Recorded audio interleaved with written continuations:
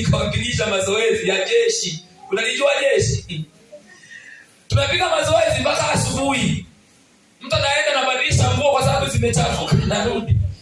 Hapo akawa anakutana na watu. Yaani mwe huyu mwaka kufunzwa wewe. Nonese mbango ya kuikanisa. Ile ni jengo. Na kwanza hata sadaka zinazotolewa ni kwa ajili ya mchungaji, sio wenyewe. Mnakuaje wajinga hivyo? Sasa cha ajabu wale tuliokuwa tunawapita, tunahudhuria mazoezi. Inafika mwezi wa 11.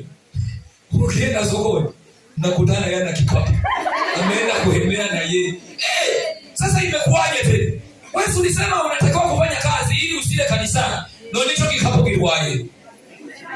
Usangana wewe ni mbona hiyo? Ni hiyo mpaka rumise ni ngapi? Urumu safi. Hakuna anayeweza kuongeza urefu wa maisha yake kwa kujihangaisha. Yesu akawaambia wanafunzi, sasa kama hamuwezi jambo dogo la namna hiyo, mengine mnasumbuka nayo ya nini?